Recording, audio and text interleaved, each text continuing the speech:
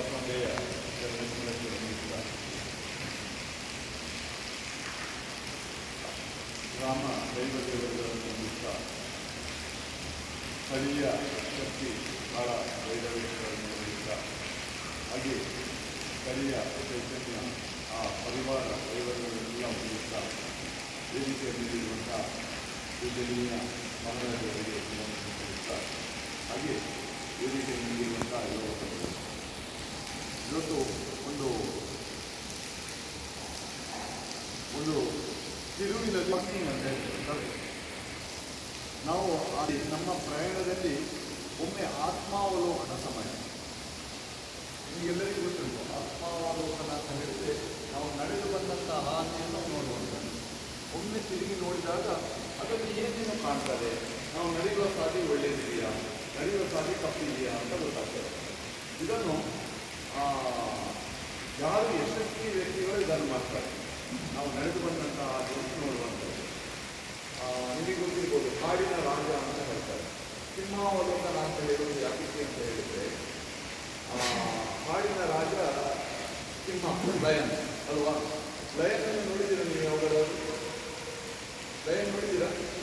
ಒಂದು 4 ಹೆಜ್ಜೆ ಮುಂದೆ ಹೋಗಿ ಒಮ್ಮೆ ಹೀಗೆ ಹೋಗ್ತದೆ. ಶೈಲಿಯೇ ಒಂದು 5-10 ಹೆಜ್ಜೆ ಹಿಂದೆ ಹೋಗ್ತದೆ, ಅದು ಒಮ್ಮೆ ಹಿಂದೆ ಹೋಗ್ತದೆ. ನಾನು ನಡೆದು ಬಂದಂಥ ಹಾದಿ ಹೇಗಿದೆ ಅನ್ನುವಂಥದ್ದು. ನೋಡಿ, ಆ ಕಾಡಿನ ರಾಜ ನೋಡ್ತಾನೆ ಅಂತ ಹೇಳಿದರೆ ಅದರ ಆ್ಯಟಿಟ್ಯೂಡ್, ಅದರ ಆ್ಯಟಿಟ್ಯೂಡ್, ಅದಕ್ಕೋಸ್ಕರ ಅದು ರಾಜ.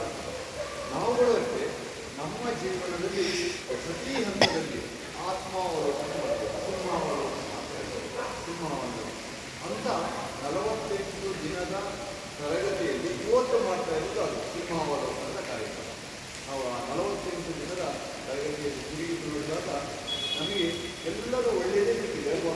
ಯಾವುದಾದ್ರೂ ಋಣಾತ್ಮಕವಾದಂಥ ಪ್ರತಿಕ್ರಿಯೆಯಲ್ಲಿ ನಾವು ಇದೆಲ್ಲ ಮಾತಾಡುವಂಥದ್ದು ಧನಾತ್ಮಕವಾದಂಥದ್ದು, ನನ್ನ ಜೀವನಕ್ಕೆ ಪೂರಕವಾದಂಥದ್ದು, ನನ್ನ ಜೀವನದ ಏಳಿಗೆಗೋಸ್ಕರ, ನನ್ನ ಸಾಧನೆಯ ಮಾರ್ಗದ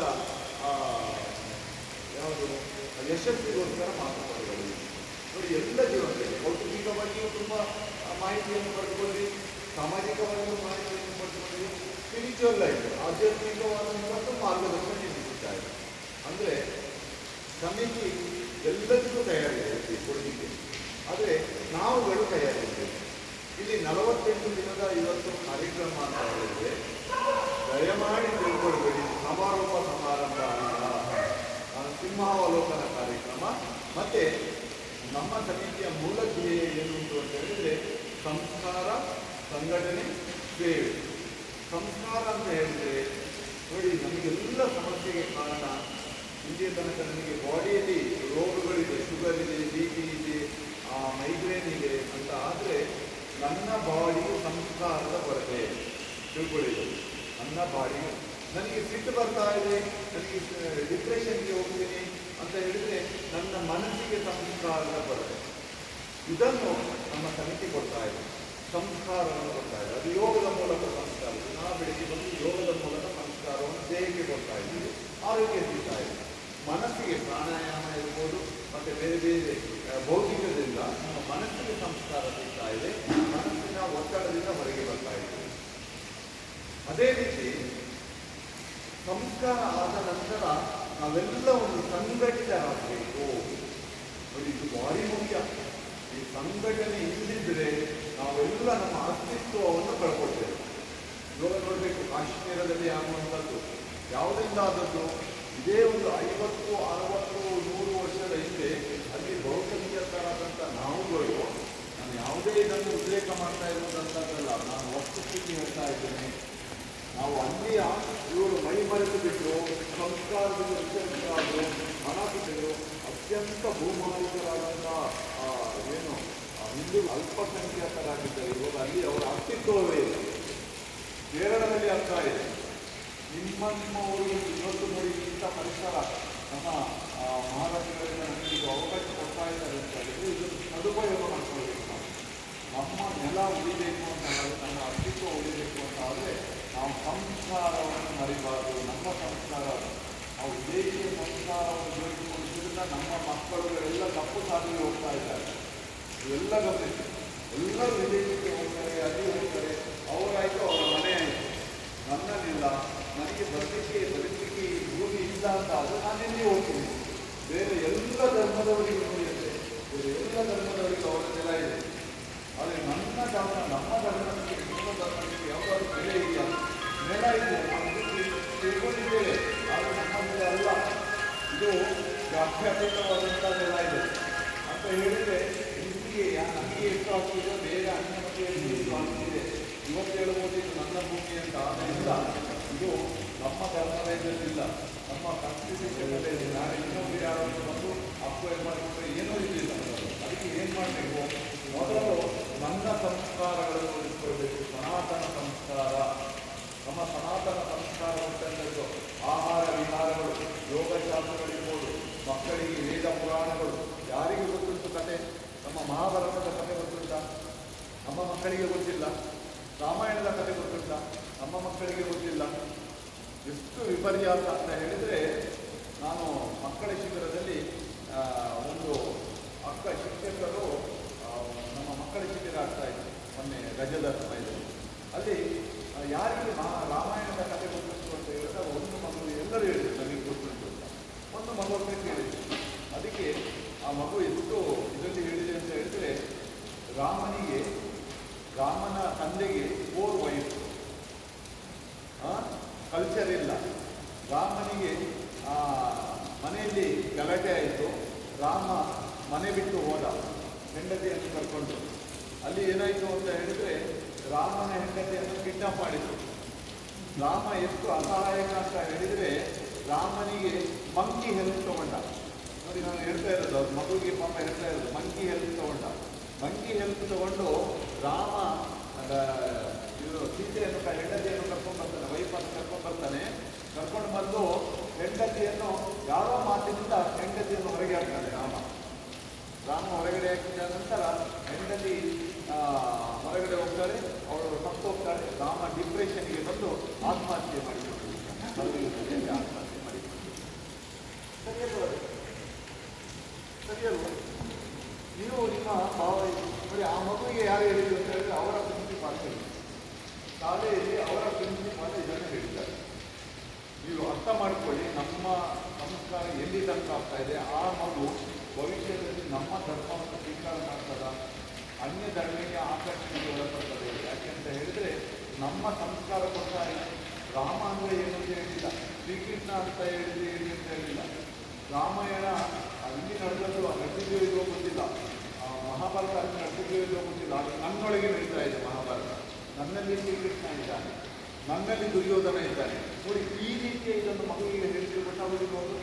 ಶ್ರೀಕೃಷ್ಣನ ಇದನ್ನು ನಾವು ಪ್ರತಿದಿವೇ ಹೇಳುವಂಥದ್ದು. ಶ್ರೀಕೃಷ್ಣ 16,000 ಹೆಂಡತಿಯನ್ನು ಮದುವೆಯಾದ ಅಂತ. ನೋಡಿ, ಎಷ್ಟು ತಪ್ಪು ಮಾಡಲಿಕ್ಕೆ, ಅವರನ್ನು ಸಾಧಿಸಲಿಕ್ಕೆ ಎಷ್ಟು ಋಣಾತ್ಮಕವಾದಂಥ ವಿಷಯಗಳನ್ನು ತುಂಬ್ತಾ ಇದ್ದಾರೆ. ಅದನ್ನು ಅಲ್ಲದೆ ಆ ಮಗುವನ್ನು ನಮ್ಮ ಧರ್ಮದ ಬಗ್ಗೆ ಆಕರ್ಷಣೆ ಬರಲಿಕ್ಕೆ ಯಾರು ಮಾಡಬೇಕು? ಮನೆಗಳಲ್ಲಿ ನಾವು ಮಾಡಬೇಕು. ಅದನ್ನು ಆ ಮಗುವಿಗೆ ಪ್ರಾಯೋಗಿಕ ಅನುಭವಕ್ಕೆ ತರಬೇಕು. ಯೋಗ ಅಂದರೆ ಏನು, ಸಂಸ್ಕಾರ ಅಂದರೆ ಏನು, ಇವುಗಳನ್ನೆಲ್ಲ ಹೇಳಲಿಕ್ಕೆ ಯಾರು ಪೂಜೆ ಮಾಡುವ ವಿಧಾನಗಳು, ಅಗ್ನಿಹೋತ್ರ ಮಾಡುವಂಥದ್ದು, ಇದೆಲ್ಲ ಹೇಳಿಕೊಡ್ತಾ ಇದ್ದಾರೆ ಅಲ್ವಾ? ಇದನ್ನು ಯಾರು ಹೇಳಿಕೊಡ್ಬೇಕು? ನಾವು ಹೇಳಿಕೊಡ್ಬೇಕು, ನಾವು ಆಚರಣೆ ಮಾಡಬೇಕು. ಅವರ ಮಾತು ನಮ್ಮ ಸಂಸ್ಕಾರ, ನಮ್ಮ ಸಂಸ್ಕೃತಿ ಇರ್ತದೆ. ನಾವು ನಮ್ಮ ಪೀಳಿಗೆಯಲ್ಲಿ ನಾವು ಒಂದೊಂದೇ ಮಕ್ಕಳನ್ನು ಮಾಡ್ತಾ ಇದ್ದೀವಿ. ಬೇರೆ ಗರ್ಭಿಣಿಯರು ಎಲ್ಲ ಎಷ್ಟು ಮಕ್ಕಳಿದೆ. ಮುಂದಿನ ದಿನಗಳಲ್ಲಿ ನಿಮ್ಮ ಮಕ್ಕಳು ಹೊರಗಡೆ ಓಡಾಡಲಿಕ್ಕೆ ಆಗುವುದಿಲ್ಲ ಅಂತ ಒಂದು ಕಾಲಘಟ್ಟ ಬರ್ತದೆ. ನಾವು ಎಚ್ಚೆತ್ತುಕೊಳ್ಳದಿದ್ದರೆ ಇಂಥ ಮಠಗಳು ಏನೂ ಮಾಡಲಿಕ್ಕೆ ಆಗುವುದಿಲ್ಲ. ಅಸಹಾಯಕಗಳು ಇದೆಲ್ಲ ಉಚಿತವಾಗಿ ಕೊಟ್ಟಿದ್ದಾರೆ ಈ ಮಠದವರು ಅಲ್ವಾ? ಏನಾದರೂ ಬರಬೇಕೇ ಇಲ್ಲ. ಈ ಮಠದಲ್ಲಿ ನಮಗೆ ಯೋಗ ಮಾಡಲಿಕ್ಕೆ ಬೆಳಿಗ್ಗೆ ಉಚಿತವಾದಂಥ ಇದನ್ನು ಕೊಟ್ಟಿದ್ದಾರೆ. ಆದರೆ ನಾವುಗಳು ಏನು ಮಾಡ್ತಾ ಇದ್ದೀವಿ? ನಮ್ಮ ಸಮಿತಿ ಇದೆ, ತುಂಬ ಜನ ಇದ್ದಾರೆ, ಧರ್ಮವನ್ನು ಉಳಿಸಿಕೊಳ್ಳಿಕ್ಕೆ ತುಂಬ ಇದು ಮಾಡ್ತಾ ಇದ್ದಾರೆ. ಆದರೆ ನಮ್ಮ ಸಮಾಜ ಮುಂದೆ ಬರ್ತಾ ಇದೆ.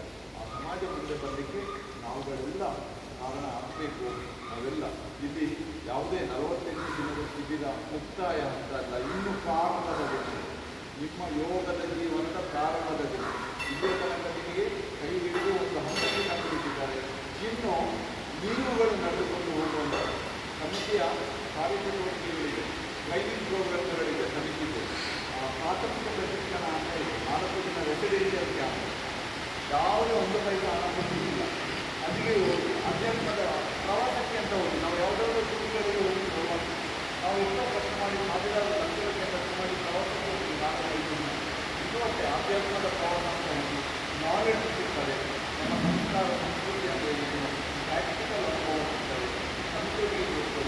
ಶಿಕ್ಷಕರಾಗಿ ನಿಮಗೆ ನೀವು ಪಾಠ ಮಾಡೋದನ್ನು ಹೇಳಿದ್ದೀರಿ. ಇಲ್ಲಿ ಮಾತ್ರ ಸಮಿತಿಯಲ್ಲಿ ನಾವು ಶಿಕ್ಷಕರಾಗಿ ಪ್ರೇರಣೆ ಕೊಡ್ತೇವೆ. ವೇದಿಕೆಯ ಮೇಲೆ ಬಂದರೆ ನಿಮಗೆ ಅಭ್ಯಾಸವನ್ನು ಮಾಡುವಂಥದ್ದು ಬೇರೆ ಅಭ್ಯಾಸ ಅಲ್ಲ. ಬೇರೆ ಅಭ್ಯಾಸ ಹಿರಿಯರಿಂದ ಯೋಚಿಸ್ಕೊಂಡೇ ಇದ್ದಾರೆ. ನಾನು ಮಗುವಿನ ಇದರಲ್ಲಿ ಸಿಲೆಬಸ್ ಕಲ್ತಿದ್ದೇನೆ, ಅದು ನಿಜ ಮಾತಿಗೆ ಇಲ್ಲ. ಇದು ಏನು ಸಿಲೆಬಸ್ ಹೇಳಿಕೊಟ್ಟಾಗ ಅದನ್ನು ಮಾಡಿ. ಯಾಕಂತ ಹೇಳಿದ್ರೆ ಇದು ವೈಜ್ಞಾನಿಕವಾದಂಥ ಸಿಲೆಬಸ್. ನಾನು ಹೇಳಿದ್ದೆ, ನನ್ನ ಪ್ರೀತಿಗೆ ನನ್ನ ಯೋಗಕ್ಕೆ ಸಂಬಂಧಪಟ್ಟಂದು ದ ಬೆಸ್ಟ್ ಸಿಲೆಬಸ್ ಎಂದು ಹೇಳಿಕೊಡ್ತಾ ಇರುವಂಥದ್ದು. ಇದನ್ನು ಜೋಡಿಸಿಕೊಳ್ಳುವ ನಂತರ ನಾನು ಹೇಳಿದೆ, ಸಂಸ್ಕಾರ ಸಿಕ್ಕಿದೆ, ನಾವೆಲ್ಲ ಸಂಘಟಿತರಾಗಿದ್ದೀವಿ. ಇವಾಗ ನಾವು ಮಾಡುವಂಥ ಎಲ್ಲ ಕಾರ್ಯಗಳು ಸೇವಾ ರೂಪದಲ್ಲಿ ಇರ್ತವೆ. ನೋಡಿ ಅಂತೆ, ನಿಮ್ಮ ಮನೆಯಲ್ಲಿ ನೀವು ಸಂಸ್ಕಾರವನ್ನು ಹೊಂದಿದರೆ ನೀವು ಅಕ್ಕಪಕ್ಕದ ಮನೆಯಲ್ಲಿ ಜಗಳ ಆಡ್ತೀರಾ? ಆಡುವುದಿಲ್ಲ. ನಿಮ್ಮ ಕೌಟುಂಬಿಕವಾಗಿ ಜಗಳ ಆಡ್ತೀರಾ? ಆಡುವುದಿಲ್ಲ. ಇದು ಏನಾಗ್ತದೆ ಅಂತ ಹೇಳಿದ್ರೆ, ಇದು ನೀವು ಸಮಾಜಕ್ಕೆ ಕೊಡುವಂಥ ಸೇವೆ. ಯಾವುದಾದ್ರೂ ಕಸ ಹೊರಗಡೆ ಹೋಗಿಸ್ತೀರಾ? ನಿಮ್ಮ ಮನೆಯೊಳಗೆ ಯಾವುದಾದ್ರೂ ಕಸವನ್ನು ಹೋಗಿಸ್ತೀವ ನಾವು? ಒಗಿಸುವುದಿಲ್ಲ. ಅದೇ ಹೊರಗಡೆಯಲ್ಲಿ ಹೋಗಿಸ್ತೀವಿ, ಸಮಯ ಆಯಿತು, ಹೊರಗಡೆ ಹೋಗಿಸುವುದಿಲ್ಲಲ್ಲ. ಅದೇ ರೀತಿ ಇಲ್ಲಿಯೂ ನಾವು ಏನು ಮಾಡಬೇಕು ಅಂತ ಹೇಳಿದರೆ, ನಮಗೆ ಸಂಸ್ಕಾರ ಕೊಟ್ಟಂಥ ಇದಕ್ಕೆ ನಾವು ಸೇವಾ ರೂಪದಲ್ಲಿ ಏನು ಕೊಡ್ಬೋದು ಅಂತ ಹೇಳಿದರೆ, ನಾವುಗಳೆಲ್ಲ ನಮ್ಮ ಕಿಂಚಿತ್ತು, ಅದು 100 ರೂಪಾಯಿ ಇರ್ಬೋದು, 50 ರೂಪಾಯಿ ಇರ್ಬೋದು, ಎಷ್ಟೇ ಇರ್ಬೋದು, ನಮ್ಮ ಇದನ್ನು ಒಂದು ದೇಣಿಗೆ ಅಂತ ಮಾಡಿ ನೀವುಗಳೇ ಯಾವುದಾದ್ರೂ ಸೇವಾ ಕಾರ್ಯಕ್ರಮವನ್ನು ಮಾಡುವಂಥದ್ದು. ಸಮಿತಿಗೆ ಕೊಡಬೇಡಿ ನೀವು ಆ ಹಣ. ಮತ್ತೆ ತಿಳ್ಕೊಳ್ಬೇಡಿ, ಲಕ್ಷ್ಮೀನಾರಾಯಣವರು ಬಂದು ಸಮಿತಿಯವರು ಬಂದು ಹಣ ತೊಗೊಂಡು ಹೋದ್ರು ಅಂತ. ಸಮಿತಿಯವರು ಹಣ ಕೊಡುವುದಿಲ್ಲ. ನೀವು ಯಾರಿಗಾದರೂ ಕೊಡ್ಬೋದು. ಕೆಲವೊಂದು ಇವರು ಕರೆಂಟ್ ಬಿಲ್ ಅಂತ ಇಲ್ಲಿ ಕೊಟ್ಟಂಥದ್ದು ಕರೆಂಟ್ ಬಿಲ್ ಅಂತ ಅವರಿಗೆ ಕೊಡ್ತಾರೆ ಸಂಸ್ಥೆಯವರಿಗೆ. ಕೆಲವೊಂದು ಸ್ಥಳಾವಕಾಶ ಕೊಟ್ಟದ್ದಕ್ಕೆ ಆ ಸಂಸ್ಥೆಯವರಿಗೆ ಏನಾದರೂ ಕೊಡ್ಬೋದು. ಇಲ್ಲದೆ ಯಾರಾದರೂ ಅನಾಥಾಶ್ರಮಕ್ಕೆ ಹೋಗಿ ಆ ಹಣವನ್ನು ಕೊಡ್ಬೋದು, ಇಲ್ಲ ಹಣ್ಣು ಹಂಪಲು ಕೊಡೋದು, ಏನಾದರೂ ಮಾಡ್ಬೋದು. ಆದರೆ ನಿಮ್ಮಲ್ಲಿ ಒಂದು ಸೇವಾ ಮನೋಭಾವ ಜಾಗೃತಿ ಆಗಬೇಕು ಅಂತ ಈ ಒಂದು ಸಣ್ಣ ಕಾರ್ಯಕ್ರಮ ಮಾಡಿ ಆ ಸೇವೆಯ ಮಹತ್ವವನ್ನು ನಾವು ಹೇಳುವಂಥದ್ದು ಅಲ್ವಾ. ಬೇರೆ ಬೇರೆ ಕ್ಲಬ್ಗಳಲ್ಲಿ ನಾನಾ ರೀತಿಯ ಸೇವೆ ಇರ್ತದೆ, ಫೋಟೋ ಎಲ್ಲ ತೆಗೆದುವಂಥದ್ದು. ಇಲ್ಲಿ ಹಾಗಿರುವುದಿಲ್ಲ. ನಮಗೆ ಮತ್ತೆ ಯಾರ ಹೆಸರನ್ನು ಹೇಳುವುದಿಲ್ಲ. ನಿಮಗೆ ಕೊಡಲಿಕ್ಕಾಗಲಿಲ್ಲ ಅಂದರೆ ಏನೋ ತೊಂದರೆ ಇಲ್ಲ, ಕೊಡೋದು ಬೇಡ. ಆದರೆ ನಮ್ಮ ಹಿಂದೆ ಇತ್ತು ಒಂದು 100 ರೂಪಾಯೋ 200 ರೂಪಾಯೋ ಎಷ್ಟೋ ಒಂದು ಕವರ್ನಲ್ಲಿ ಹಾಕಿ ಕೊಡುವಂಥದ್ದು. ಅದು ಏನು ವ್ಯವಸ್ಥೆ ಮಾಡಿದರೆ ಗೊತ್ತಿಲ್ಲ. ಆಗ ಇದನ್ನು ಮಾಡ್ಬೋದು. ಅದಕ್ಕೆ ನಾನು ಭಾರತ ಮಾತೆಗೆ ನಾನು ಕೊಡುವಂಥದ್ದು. ನನಗೆ ಗುರುವಿನ ರೂಪದಲ್ಲಿ ಯಾರಿದ್ದಾರೆ ನನಗೆ ಗುರುವಿನ ರೂಪದಲ್ಲಿ? ರಾಜೇಶ್ ನಾಯ್ಕಣ್ಣ, ಲಕ್ಷ್ಮೀನಾರಾಯಣಣ್ಣ ಅಲ್ಲ, ಅವ್ರ ಗುರುಗಳಲ್ಲ, ಅವ್ರ ಶಿಕ್ಷಕರು. ಮತ್ತೆ ಹೇಳ್ತೀನಿ, ನಾವೆಲ್ಲ ಶಿಕ್ಷಕರು. ನಮಗೆ ಗುರುವಿನ ರೂಪದಲ್ಲಿ ಭಾರತ ಮಾತೆ ಇದ್ದಾರೆ ಅಲ್ವಾ.